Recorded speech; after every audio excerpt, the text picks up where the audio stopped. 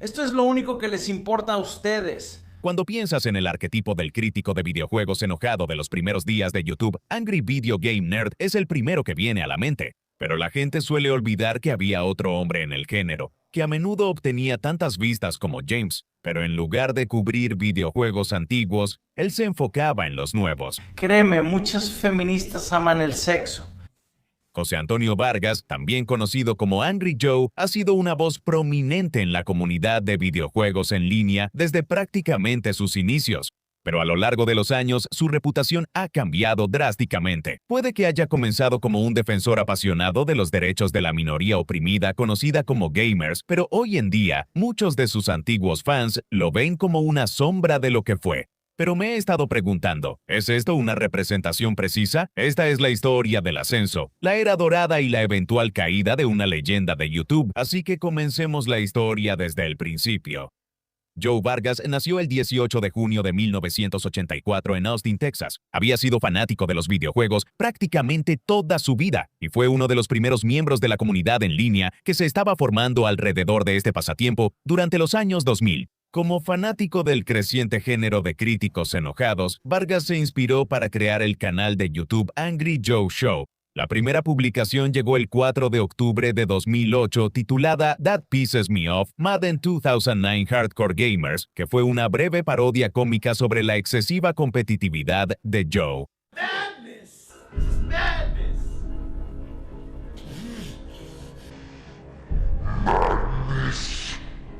Esto no es locura, esto es...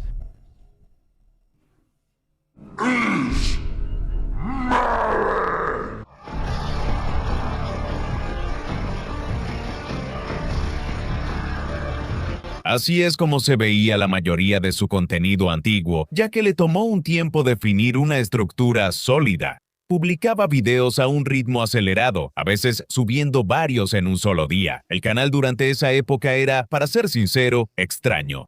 Incluso cuando aprendió a crear un formato cohesivo para sus videos, el diálogo seguía siendo en gran parte improvisado y simplemente un flujo de conciencia. Este también fue el caso del primer video de su serie Angry Review, publicado el 28 de octubre, donde hablaba sobre el juego Far Cry 2. Estaba acompañado por su amigo Chris, también conocido como Tons of Fun, aunque aquí lo acreditaría como Chris el chico de la PC, quien fue el coanfitrión más frecuente de Joe al principio.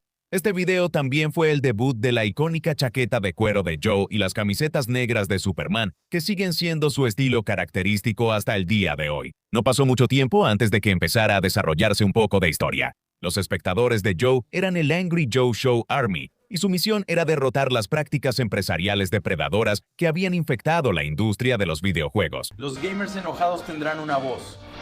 Se está formando una enorme Angry Gamer Army. Entrena, así que estás diciendo que este ejército... Pero a veces, su misión era simplemente lo que Joe quisiera que fuera. Por ejemplo, en el video En la pelea épica, el Guasón captura a Angry Joe. El crítico de videojuegos es secuestrado por el villano de Batman, quien dice que solo lo liberará si suficientes. Miembros del Angry Joe Show Army van al cine a ver El Caballero de la Noche. Tú tienes el DVD, solo ve el DVD en casa. No irás al cine y la verás. Vargas dijo después que esto fue porque quería que la película destronara a Titanic como la película más taquillera de todos los tiempos. Una vez que la misión se cumple, Joe derrota al Guasón y celebra mostrando sus poderes de rayos de la fuerza. Ya sabes, como en Star Wars.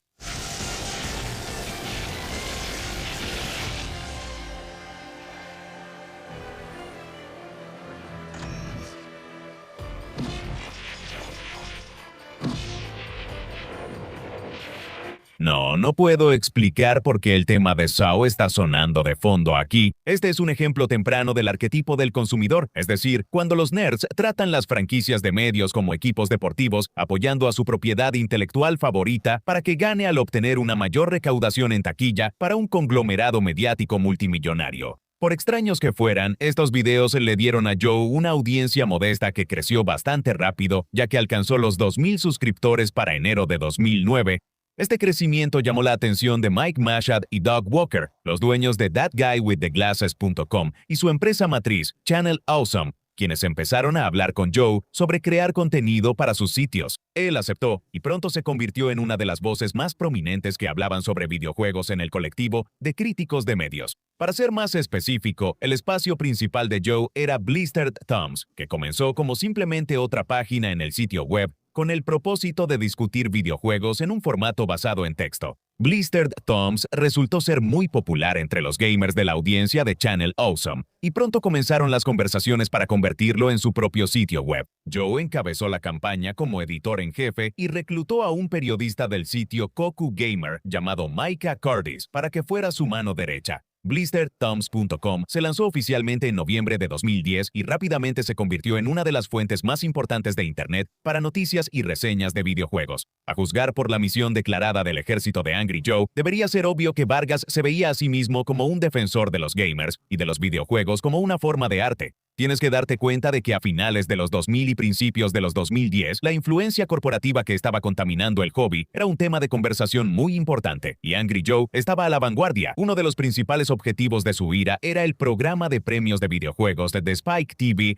Aunque se anunciaba básicamente como los Oscar de los videojuegos, Joe y muchos otros pensaban que estaba demasiado comercializado y desconectado de lo que los gamers querían. Y con su aumento de popularidad gracias a Channel Awesome y Blistered Thumbs, finalmente pudo hacer algo al respecto. Debido a esta mayor influencia, Joe fue invitado a la gala de los AWGA de 2010 como periodista. Su esperanza era conseguir una entrevista uno a uno con alguien involucrado en la toma de decisiones detrás de cámaras, y su deseo se cumplió cuando el anfitrión y productor ejecutivo, Jeff Keighley, aceptó hablar con él.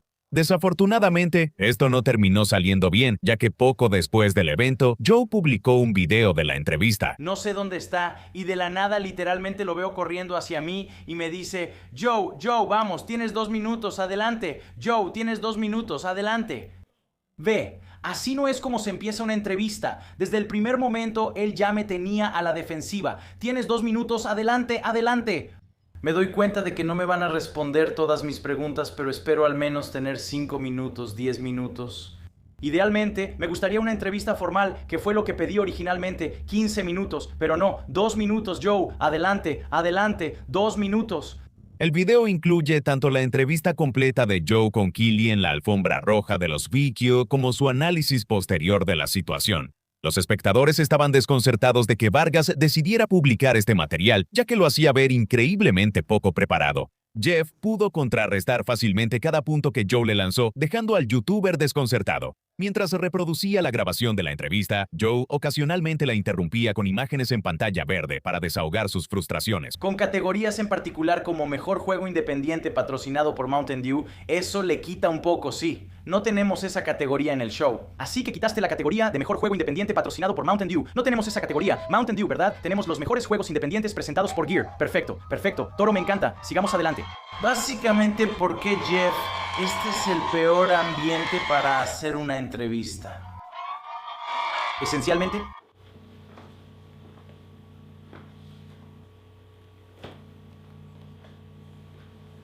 para ser justos, aunque el youtuber fue increíblemente crítico con el comportamiento de Keighley, también fue igual de crítico con la forma en que él manejó la situación. Como se mencionó anteriormente, él se veía a sí mismo como un defensor de los gamers en todas partes, y al no exigir un estándar más alto en los premios de videojuegos, sentía que les había fallado. Este video ha pasado a la infamia como uno de los momentos más vergonzosos en la carrera de Angry Joe, al grado de que es prácticamente imposible hablar de él en línea sin que se mencione. Sin embargo, al final él terminó teniendo la última palabra, ya que un par de años después, Jeff Keighley fue entrevistado mientras estaba sentado justo al lado de una bolsa de Doritos y varias botellas de Mountain Dew, todo esto mientras un enorme cartel de Halo 4 se veía detrás de él. Esto fue el epítome de la sobrecomercialización de la industria de los videojuegos de la que los gamers se habían estado quejando, y le valió a Keighley el apodo de Papa Dorito. Por supuesto, Joe aprovechó la oportunidad para parodiarlo en su propio video. Hola. Soy Angry Joe y esta es mi reseña de Halo 4.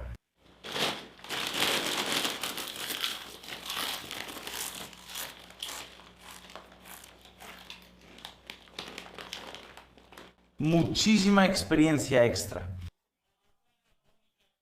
Pero aunque la gente no necesariamente simpatizaba con el señor Keighley, la desastrosa entrevista en los VGA aún dañó la reputación de Angry Joe. Tampoco ayudó que 2010 fuera el mismo año en que Joe hizo un video en el E3 con otro colaborador de Blistered Thumbs llamado Spoonie, quien gritó e hizo un escándalo en medio del área de exposición. Puta traición. ¿Qué? ¿Traición? ¡Me traicionó! ¡Este juego apesta! Se ha afirmado que este incidente provocó que todos los colaboradores de Channel Awesome fueran temporalmente vetados de E3, aunque no hay pruebas que respalden eso. De cualquier manera, estos casos pusieron a Blistered Thumbs en desventaja en cuanto a su integridad periodística, y las vergüenzas públicas reflejaron una incomodidad que estaba surgiendo tras bambalinas. Uno de los primeros problemas que surgieron fue la moderación de comentarios en el sitio web, donde las publicaciones de los usuarios a menudo eran eliminadas sin previo aviso, y algunos incluso eran expulsados debido a la mala comunicación sobre cuáles eran las reglas. Aunque esto era un problema en todo el sitio, uno de los principales agravantes fue Micah Curtis, quien admitió que en ese momento no estaba en un buen estado mental. Era un desgraciado miserable y no podía superar mi divorcio. No podía superar mis defectos. No podía superar nada. Era un imbécil. Pero, francamente, odiaba a la audiencia. Odiaba con toda mi maldita alma a la audiencia de Blistered Thumbs al principio. Pero la cosa es que odiaba a la audiencia y odiaba a los gamers porque me odiaba a mí mismo. Fue por esto que Joe y los altos mandos de Channel Awesome decidieron quitarle a Curtis su puesto de editor, enviándolo a trabajar en sí mismo. Unos meses después regresó con una actitud más positiva, logrando recuperar su antiguo título. Lo que siguió en 2011 fue el año más fuerte de Blistered Thumbs, ya que el sitio complacía constantemente a sus lectores con reseñas y artículos bien escritos. A pesar del comienzo difícil, tal vez Joe y su equipo aún podrían convertir Blistered Thumbs en el titán del periodismo de videojuegos que él deseaba desesperadamente que fuera. Sin embargo, todavía había muchos problemas con la administración que los fans no conocían, los cuales tenían el potencial de derrumbarlo todo. Para empezar, un tema común entre muchos ex colaboradores era que Joe no era el líder más fuerte y ciertamente no ayudaba a que recibiera muy poco apoyo de las personas por encima de él. Supuestamente la supervisión editorial era laxa y él mismo se estaba agotando tratando de sacar adelante Blistered Thumbs mientras seguía produciendo sus propios videos. Pero el problema más grande era la falta de una fuente de ingresos sólida. Verás, Channel Awesome no proporcionaba mucho en cuanto a financiamiento, así que la única manera de monetizar el sitio era a través de Google AdSense. Como Blistered Thumbs era un sitio basado en texto, los ingresos por publicidad eran una fracción de lo que se podía ganar con empresas enfocadas en video como ese chico de los lentes. Como resultado, los escritores no recibían pago, sino que eran compensados con copias gratuitas de videojuegos para reseñar. Los otros problemas con Blistered Thumbs giraban en torno a las peleas internas entre los miembros del equipo. Debo señalar que, dado que esto ocurrió en salas de chat privadas hace más de una década y ninguna de las interacciones reales fue archivada, esta historia tendrá que reconstruirse a partir de recuerdos de segunda mano. Es importante señalar que algunas personas, incluido el propio Angry Joe, nunca han hablado públicamente sobre lo que sucedió exactamente. Supuestamente el conflicto surgió de un desacuerdo entre dos escritores, Micah Curtis y Eli Simets, quien también era un ex periodista de Koku Gamer. Aunque al principio los dos eran buenos amigos, con el tiempo empezaron a surgir diferencias irreconciliables en sus formas de ver el mundo. Para decirlo de manera sencilla, Eli tenía valores progresistas muy firmes, lo que algunos en ese momento podrían haber llamado SW, mientras que Micah estaba totalmente en contra de eso. Todo esto sucedió en 2012, un par de años antes del inicio del movimiento Gamergate que dividió el Internet en dos. Gamergate trataba sobre la ética en el periodismo de videojuegos o era una campaña de acoso contra las mujeres en los videojuegos, dependiendo de a quién le preguntes. Las opiniones opuestas de estos dos hombres eran el microcosmos perfecto del campo de batalla que comenzaba a formarse. Según otro escritor de Blistered Thumbs llamado Robert Grosso, los dos a menudo chocaban tanto por la política como por la forma de manejar los sitios web, con Joe atrapado en medio.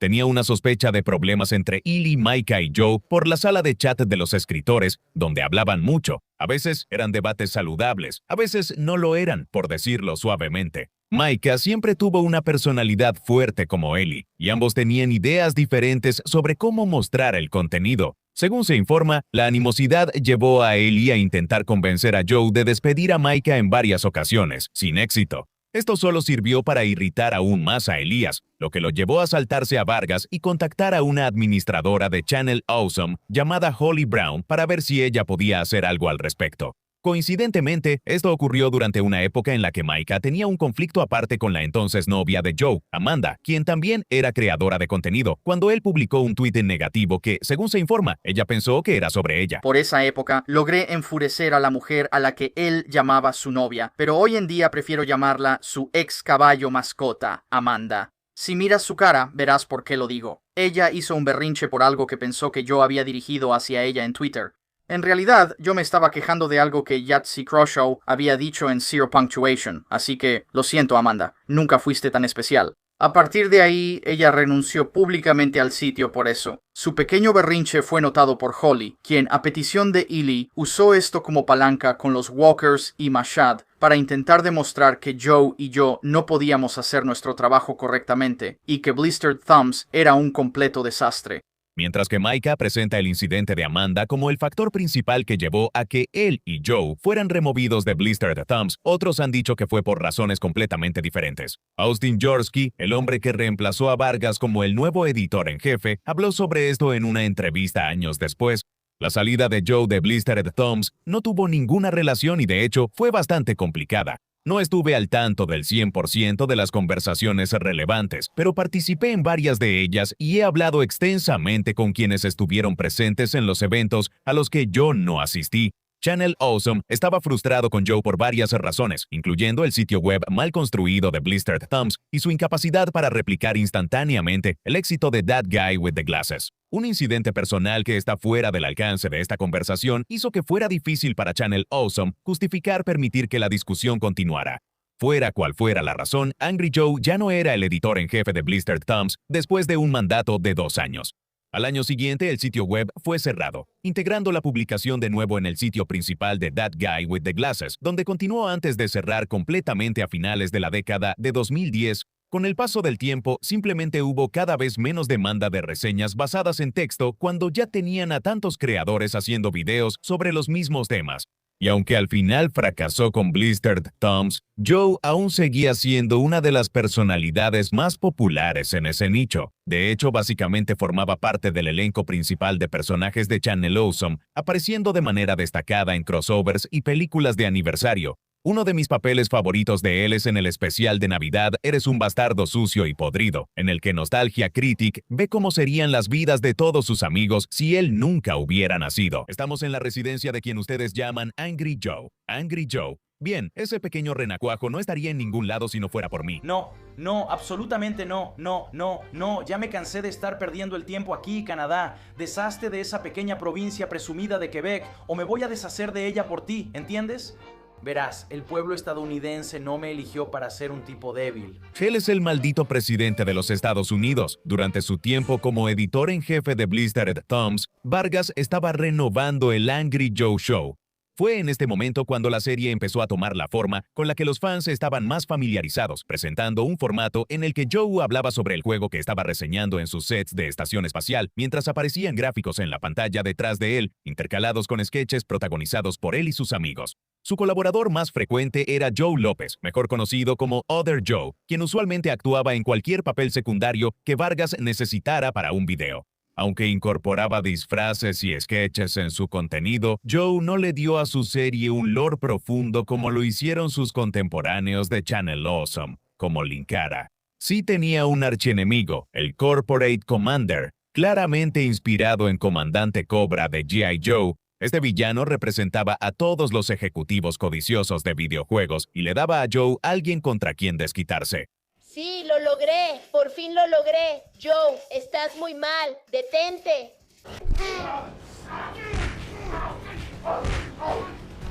Que eso te sirva de lección. Y al resto de ustedes los estamos vigilando. Los estamos vigilando. De muchas maneras, de mediados a finales de la década de 2010, podría considerarse la época dorada del Angry Joe Show. Les daba a los gamers exactamente lo que estaban buscando. Reseñas completas y bien editadas de todos los lanzamientos más recientes, hechas por alguien que compartía todas sus frustraciones con el estado de la industria. Con sus videos de YouTube obteniendo millones de vistas cada uno. También apreciaban que sus parodias fueran breves y muy irónicas, sin parecer cargantes o demasiado serias como muchos críticos en línea de esa época. Dicho esto, ya empezaban a aparecer algunas grietas. El estereotipo del crítico enojado de los 2000 no era más que eso, un estereotipo. Personas como Angry Video Game Nerd o Nostalgia Critic interpretaban un personaje y no se enojaban tan fácilmente como parecían en su contenido. Joe también interpretaba un personaje, por supuesto, pero como ya hemos mencionado, sus momentos de enojo nacían de algo mucho más genuino que los de sus contemporáneos. Esto era evidente en videos como Desastre de Copyright en YouTube de 2013, en el que Vargas despotricaba del nuevo sistema de Content ID de YouTube, lo que resultó en un estallido que se convirtió en un meme. Al sistema no le podría importar menos, y a ti tampoco, porque ya te metiste tu maldito dinero al bolsillo. Ni siquiera tengo dinero en mi cartera. Sí tengo. Tengo $7 porque tú le das clic a esto y te lo metiste al maldito bolsillo. Esto es lo único que les importa, maldita sea. No les importa promocionar sus productos. No les importa que la gente revise sus porquerías y las mejore. No, les importa esta mierda. Eso es todo lo que les importa, maldita sea. Siendo justos, este era un tema del que prácticamente todos en YouTube estaban hablando en ese momento, y la opinión de Joe era la misma que la de la gran mayoría de otros creadores de contenido, pero su reacción seguía siendo notablemente más emocional que la de la mayoría. En muchos sentidos, esto es lo que a sus fans les gustaba de él. Joe era impulsivo, sí, pero también era apasionado y no tenía miedo de decir lo que pensaba sobre los temas que le importaban, incluso si eso lo hacía verse ridículo. Pero a veces agitaba el avispero y daba su opinión sobre temas mucho más polémicos, como los fans pronto descubrirían. Joe, ¿dónde has estado? ¿Qué? En aquel entonces, Joe tenía una tradición anual de hacer un conteo de las mayores controversias de videojuegos del año anterior, aunque la mayoría de estos se centraban en temas como lanzamientos malos y avaricia corporativa. En su video sobre 2013, habló sobre la respuesta a la figura de Internet Anita Sarkeesian y su serie Tropes vs. Women in Video Games. Estoy seguro de que con solo mencionar su nombre, a algunos en la audiencia se les puso la piel de gallina. Aunque hoy en día en gran parte ha perdido relevancia, no se puede exagerar lo enorme que fue la influencia de Sarkeesian durante esa época de Internet.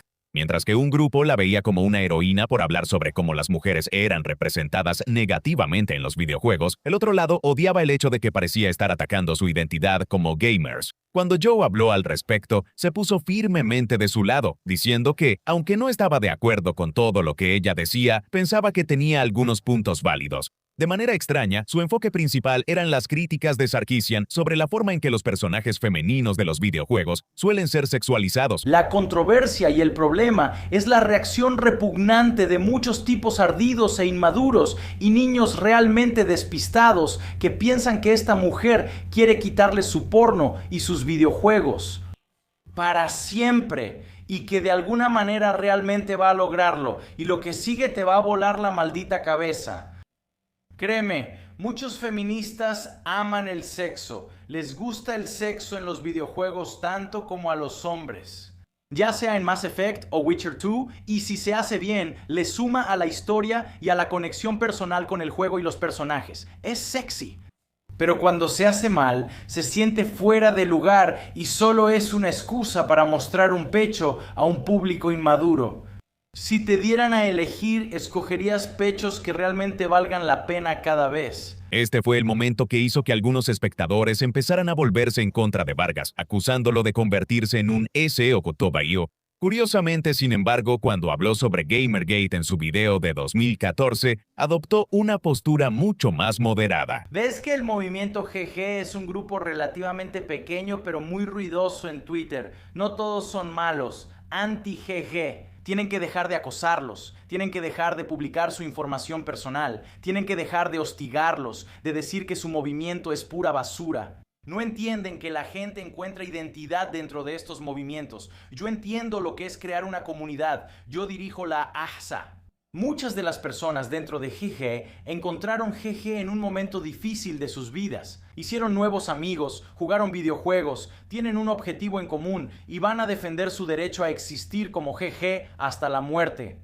Y los Gears necesitan darse cuenta de que algunas de estas personas que son SJW, que solo quieren que la gente sea más civilizada y señalar inconsistencias, Y las feministas radicales más extremas que les gusta criticar los videojuegos a su manera, aunque no estés de acuerdo con ellas. No son malas personas, no son falsos gamers, son gamers reales. Todos somos malditos gamers aquí. Ellos tienen todo el maldito derecho a su opinión. Si estuviste presente en 2014, sabrías que esta era una opinión sorprendentemente sensata para alguien durante el apogeo de Gamergate. Esta fue una época en la que ambos bandos se estaban destrozando entre sí, cada uno creyendo lo peor del otro. Pero yo, habiendo estado inmerso en la cultura gamer toda su vida, pudo ver el panorama completo. De verdad, no puedo enfatizar esto lo suficiente. Nadie hablaba de Gamergate en 2014 de la misma manera que Joe lo hacía. Hablando de Gamergate, hubo otra controversia mencionada en este video, en la que, aunque Joe no estuvo directamente involucrado, sería negligente de mi parte no mencionarla al menos aquí.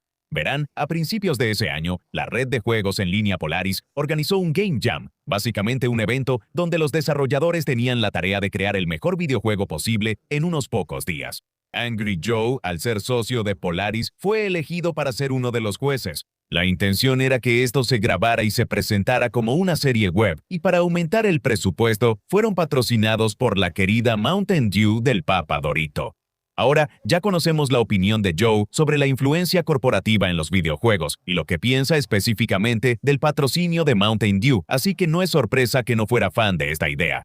Y a medida que la compañía de bebidas comenzó a ejercer cada vez más control sobre la producción, él y sus compañeros creadores de contenido se hartaron. Choqué con él varias veces, me reía carcajadas por su insistencia en que bebiera Mountain Dew y tuviera una botella frente a mí todo el tiempo. Debo haber puesto 3, 4 o hasta 6 botellas debajo de la mesa al final de todo eso. La fuente principal de estos problemas fue un productor llamado Matty Lechem, a quien la corporación contrató para aumentar el drama. Uno de sus principales métodos para lograr esto era intentar provocar discusiones relacionadas con el género entre los hombres y las mujeres. Entre los desarrolladores involucrados en el Game Jam estaba Zoe Quinn, quien solo unos meses después sería la persona responsable de disparar el primer tiro del mencionado movimiento Gamergate. Ella había sido emparejada con, no es broma, John Jafari, también conocido como John Jontron. Ni el youtuber ni la desarrolladora de juegos eran conocidos por tener creencias políticas fuertes públicamente en ese momento, pero era algo en lo que Matty estaba empeñado en capitalizar, insistiendo con los dos cuando tenían el más mínimo desacuerdo. Todo esto y más se acumuló y provocó que los desarrolladores y jueces abandonaran los sets, lo que resultó en que el Game Jam de Mountain Dew se desmoronara después de solo un día, con John y Joe relajándose después con su tiempo libre recién descubierto. ¿Es Tom? ¿O va a ser John? ¿John o Tom? Ambos tienen 3 letras. Es F maldito. Ahora ganaste, ¿quieres? ¿Ganaste eso, quieres? Tienes que darte cuenta de que ya se habían tomado un chingo de cervezas mucho antes de ese momento. Esto está literalmente expuesto. ¿Por qué lo sugerí? De nuevo, ese fue un incidente que tuvo muy poco que ver con el propio Joe, pero sirve como otro ejemplo de que está dispuesto a decir lo que piensa a pesar de la presión corporativa. Dicho esto, hubo ocasiones en las que se le acusó de ser hipócrita. Este punto requiere que hablemos de una cosa más que le sucedió a Vargas en 2014. Resulta que fue el mismo año en que Justin Carmichael, conocido en línea como Yuji Wario, se quitó la vida. Aunque el legado de Carmichael hoy en día está increíblemente manchado por razones en las que realmente no tenemos tiempo de entrar aquí, en ese entonces era uno de los creadores más queridos en Channel Awesome. Poco después de su muerte, Joe publicó un video llorando para rendir homenaje a su amigo. Probablemente nunca tendré las palabras para describir el tipo de persona que Justin era para todos los que lo rodeaban. Aunque este video ya fue eliminada y por lo tanto nada de lo que estoy a punto de decir puede ser probado, publicaciones en Reddit de esa época afirman que el video estaba completamente monetizado. La especulación en este hilo varía mucho, con algunas personas diciendo que Joe fue obligado a poner anuncios en todos sus videos debido a su acuerdo con Polaris, mientras que otros afirmaban que todos los ingresos serían donados a la familia de Carmichael. Aún así, otros insistían en que el video no estaba monetizado en absoluto. De nuevo, según mi investigación, no puedo decir con certeza si Joe ganó dinero con el memorial, pero de cualquier manera, sí sirvió para poner en duda la credibilidad de Vargas para una parte de su audiencia. Eso y el hecho de que Yuji Wario terminó siendo un violador, pero esa es una historia para otro día. Sin importar cualquier controversia en la que se haya visto envuelto, el Angry Joe Show seguía siendo ampliamente considerado como una fuente confiable de reseñas de videojuegos bien pensadas y editadas profesionalmente durante muchos años. Pero en 2017, los fans notaron una disminución en la cantidad de videos que se subían al canal. El 14 de julio, ambos Joes publicaron un blog explicando que tomarían un descanso de 2 meses de las Angry Reviews debido al agotamiento. Esto sí molestó a algunos de sus fans, pero en gran parte fue comprensible cuando se presentó de manera aislada. El verdadero problema fue lo que sucedió después. Solo 4 días después, Vargas subió su video sobre el estreno de la 7ª temporada de Game of Thrones, en forma de una discusión sin guión de 1 hora entre él y sus amigos, con una edición mínima. No hace falta decir que esto no era lo que la gente quería ver en el canal, especialmente porque él acababa de anunciar su pausa en la serie, por la que la mayoría de las personas estaban suscritas. Tanto este video de discusión como el anuncio de la pausa se llenaron de dislikes y comentarios furiosos, acusando a Joe de ser flojo. Anteriormente, cuando Joe había enfrentado críticas de su base de fans, era un pequeño grupo que él podía ignorar. Pero esto fue una avalancha abrumadora de enojo, como nunca antes había visto. Fue entonces cuando Joe pasó a la ofensiva. Empezó a responder a los comentarios negativos y luego publicaba esas respuestas en Twitter con arrogancia para demostrar cómo les había ganado a los que lo odiaban. Así que tiene tiempo para hacer una reseña de 1 hora de un programa de televisión, pero no puede hacer una reseña de un juego de 20 minutos. Esto muestra la mentalidad básica del comentarista mediocre de YouTube. Ellos piensan que una reseña de un juego de 20 minutos equivale a 20 minutos de trabajo. No entiendo cómo alguien puede terminar un juego en 20 minutos. En comparación con una reseña de 1 hora de un programa de televisión en la que nos sentamos, jugamos y discutimos algo sin editar. Si alguna vez quisiste saber por qué mis comentarios en YouTube a veces están llenos de idiotas, esta es la razón. Eventualmente se puso tan mal que desactivó las calificaciones y los comentarios en el video de Juego de Tronos. Pero esta decisión solo hizo que lo acusaran de ser aún más hipócrita, ya que anteriormente había tuiteado en 2014 que nunca, bajo ninguna circunstancia, desactivaría los comentarios en sus videos de YouTube.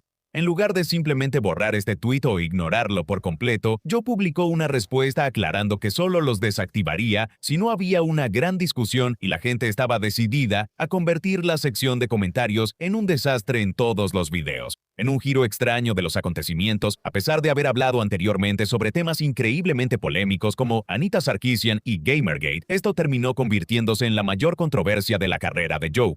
Era algo que necesitaba ser abordado antes de que las cosas se salieran realmente de control, así que unos días después, él subió un video explicando que las Angry Reviews no se iban a detener ni siquiera a ralentizar. Aquí tenía un tono mucho más calmado que en Twitter y parecía que eso ayudó a calmar las cosas. Joe efectivamente volvió a hacer Angry Reviews después de que terminó su descanso, pero el hecho de que su canal todavía estuviera lleno de discusiones sin guión sobre televisión y películas, así como reacciones a trailers, no les cayó bien a sus fans. Más importante aún, la forma en que había arremetido en las redes sociales le dio una vibra diferente. Mientras que antes su audiencia veía a Joe como su amigo que sentía la misma pasión por los videojuegos que ellos, a partir de este momento la relación se volvió mucho más antagónica. Con el paso del tiempo, Joe y sus fans empezaron a pelear cada vez más. Algunas de estas fueron disputas menores, como su breve encuentro con la comunidad de fans de Kingdom Hearts. Esta es una serie conocida por su historia profunda y a menudo confusa, lo que le da un poco de estigma dentro de la comunidad gamer en general. Esto a su vez ha hecho que sus fans más acérrimos estén sumamente a la defensiva ante cualquier crítico que no tenga un conocimiento profundo de la franquicia. Cuando Kingdom Hearts 3 estaba por salir, Joe recibió críticas de estos jugadores apasionados precisamente por esta razón e hizo varias publicaciones al respecto en Twitter. La comunidad de Kingdom Hearts es una de las más elitistas que he visto en mi vida. Literalmente hay personas que me dicen que no reseñe el juego o que me van a atacar y acosar si no juego todos los títulos anteriores primero. No, para eso ya tienes a 1000 otros reseñadores fanáticos. Por Dios. Creo que a estas alturas me voy a negar a jugar los otros juegos solo para molestar a todos los locos que reaccionan exageradamente porque los nuevos se atreven a reseñar un juego por sí solo. ¿Qué les importa mi opinión a esas personas? Vale la pena mencionar que Joe no terminó reseñando el juego de Disney, aparte de un video de impresiones sin guión después de jugar un breve fragmento del juego en una convención.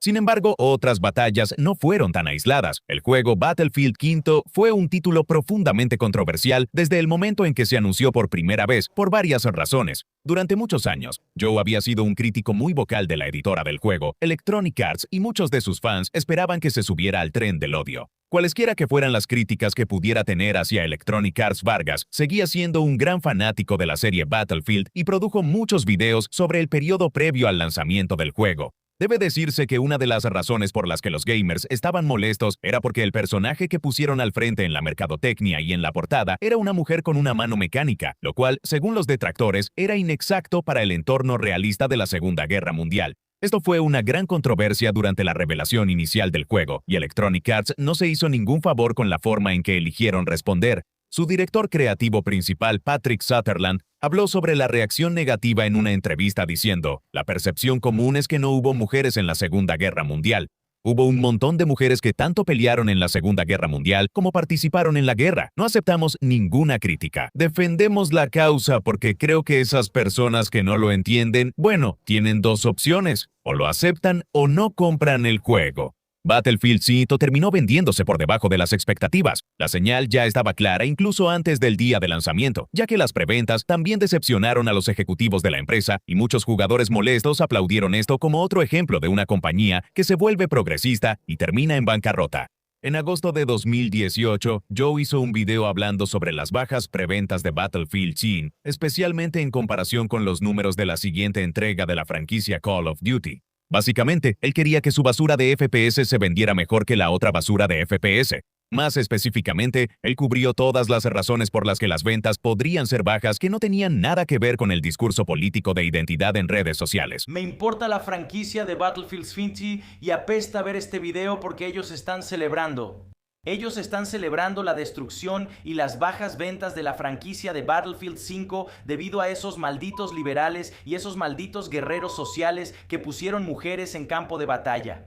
La razón por la que para ellos Battlefield 5 tiene menos preventas es porque hay mujeres en la portada, hay mujeres destacadas en los trailers y hay mujeres en el multijugador. Dado lo que sabemos sobre las creencias personales de Joe, no es sorprendente que él no estuviera de acuerdo con las quejas sobre el personaje femenino. De hecho, él pensó que era algo increíblemente tonto por lo que la gente se enojara. Esto causó indignación entre las personas que habían seguido a Joe en su guerra contra las corporaciones de videojuegos codiciosas durante años. Ellos pensaban que Electronic Arts era el epítome de todo lo que él combatía, y para ellos era impensable que Angry Joe elogiara uno de sus títulos de esta manera. Algunos incluso lo acusaron de haberse convertido en un promotor pagado. Una de las personas que se enojó con Joe fue The Quartering, un youtuber conservador que había estado cubriendo la controversia de Battlefield 5 por un tiempo. Acusó a Vargas de tergiversar la controversia y de eliminar comentarios negativos. Joe luego subió una respuesta al video de The Quartering, negando la acusación de eliminación de comentarios y mostrando todo el odio que aún seguía ahí. A sus ojos, esto probaba la idea de que muchos de los detractores de Battlefield 5 tenían motivaciones intolerantes. Sabes, Angry Joe, la cagaste, eres un maldito cock, Bailey, un cobarde. Dios, de verdad eres un cobarde. Cobarde, maldito vendido, qué maricón, Angry Cock Show. Ese no es mi Joe. Bueno, es un maldito mexicano sucio. Eres un vendido. Pedro enojado. Cabe señalar que cuando Battlefield 5 finalmente se lanzó, Vargas fue mucho más crítico al respecto. Pero en este punto la situación ya había ido más allá, ya que esto desató una larga rivalidad entre Angry Joe y The Quartering. Ambos tuvieron varias discusiones acaloradas en Twitter a lo largo de los años, incluyendo una en septiembre de 2020 sobre jugadores de fútbol americano mostrando apoyo a Black Lives Matter. Un incidente similar a la saga de Battlefield 5 ocurrió con el estreno de Star Wars Episodio 8, Los Últimos Jedi. No necesitas que te cuente sobre la controversia que rodea esta película, ya que sus efectos todavía se sienten hasta el día de hoy. Nadie pudo tener una opinión neutral. Fue o lo mejor o lo peor que le ha pasado a Star Wars. Joe fue en gran parte positivo al respecto, lo cual en sí mismo generó algo de controversia. Pero aunque le gustó la película, aún así publicó un video con sus amigos titulado Las 10 razones principales por las que Los Últimos Jedi me hizo enojar. La imagen de la miniatura se difundió brevemente como un meme en Twitter, lo que llevó a que Joe, sin querer, se convirtiera en uno de los rostros del grupo anti Los Últimos Jedi en Internet. Muchas personas que no vieron su video simplemente asumieron que odiaba la película por completo.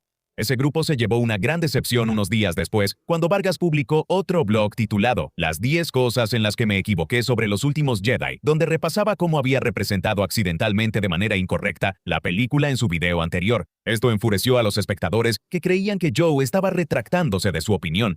Otros, una vez más, lo acusaron de haberse vendido cuando descubrieron que su red Maker Studios era propiedad de Disney. Pero siendo sincero, ninguno de esos incidentes es tan grave. Claro, puede que hayan dañado la credibilidad de Joe ante los ojos de algunas personas, pero realmente no hay evidencia que sugiera que en realidad le pagaban por sus opiniones. Incluso si decía cosas con las que algunas personas no estaban de acuerdo, no había nada aquí que tuviera el potencial de destruir su carrera.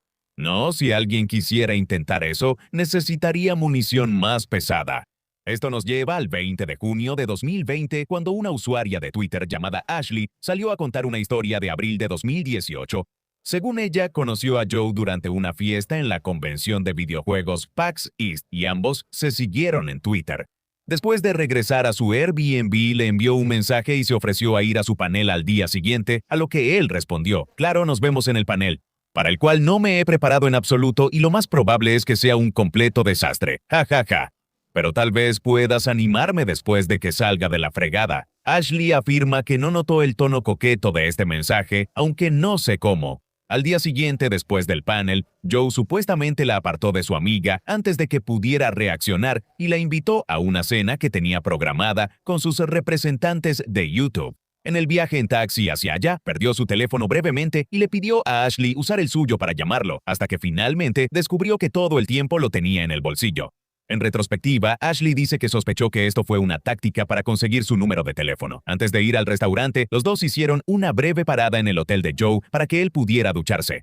Supuestamente, él le preguntó si quería acompañarlo, pero ella se negó y esperó en su habitación hasta que terminó. Luego se sentaron juntos de manera incómoda al pie de su cama durante unos minutos hasta que su mesa estuvo lista, tiempo durante el cual, según se informa, él se tomó una selfie con ella por alguna razón.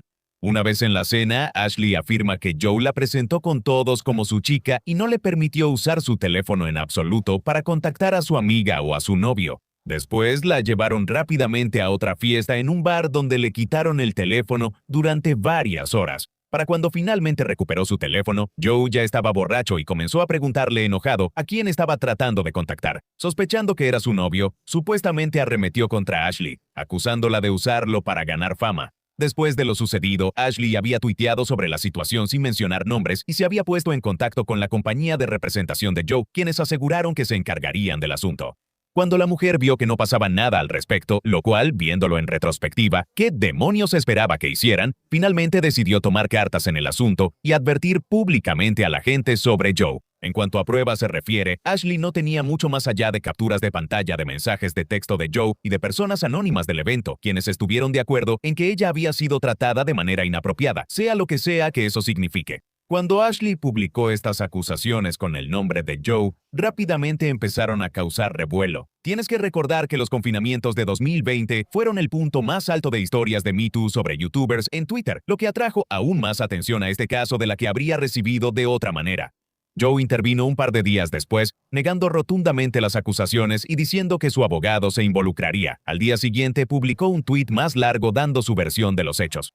Según él, nunca había sugerido tener relaciones sexuales, ni tampoco le había impedido contactar a sus amigas. Ashley simplemente había sido una invitada que pasó el día con él. Nada más ni nada menos. Aunque no sabemos exactamente cómo se desarrolló la situación después de que Joe hizo esas declaraciones, Ashley eliminó las publicaciones de su blog con sus acusaciones y no ha estado activa en línea durante varios años. Aunque la historia de la mujer era extraña porque presentaba un coqueteo incómodo como una historia de Me Too, al mismo tiempo que Joe afirmara que no tenía un interés romántico en ella, también es risible. Vamos, hombre, conociste a una chica al azar en una convención, la invitaste a un restaurante con tus representantes de YouTube para aparentar ser importante y la llevaste de regreso a tu habitación de hotel mientras la invitabas a tomar una ducha. No neguemos lo que estaba pasando aquí. O sea, no hiciste nada ilegal, entonces, ¿por qué presentarlo como si solo quisiera ser amigos? Eso básicamente nos trae al presente, ya que Joe ha estado mayormente fuera del ojo público desde entonces. Estuvo involucrado de manera tangencial en la controversia de Change the Channel, cuando prácticamente todos los creadores de Channel Awesome hicieron un éxodo masivo del sitio. Sin embargo, a diferencia de sus compañeros, Joe hizo muy poco ruido al respecto, publicando solo un tuit diciendo que había dejado el sitio por razones no especificadas. Hoy en día, la gran mayoría del contenido en el canal Angry Joe Show son videos de discusión sin guión y las verdaderas Angry Reviews aparecen solo de vez en cuando. Aún así, muchos de los videos en esta serie se han convertido en conversaciones improvisadas. Esto sin duda ha alejado a muchos de sus antiguos seguidores, pero gana suficiente dinero para mantener su estilo de vida en el futuro previsible. Fuera de YouTube, también sigue pasando mucho tiempo discutiendo en Twitter, pero principalmente se enfoca en la política y su odio hacia la administración de Trump en lugar de hablar sobre videojuegos. En conclusión, ubico a Joe dentro de un arquetipo que me gusta llamar el boomer de YouTube. Ahora que se acerca a la mediana edad, parece haber renunciado a intentar reinventar su contenido, y en su lugar se dedica a hacer videos fáciles de producir para una audiencia millennial envejecida que los consume como contenido reconfortante. Independientemente de cómo te sientas acerca de su contenido actual, no se puede subestimar lo icónico que fue durante los primeros días de las reseñas de videos en línea, y el hecho de que nunca se haya visto envuelto en grandes controversias durante su carrera de 20 años es digno de reconocimiento.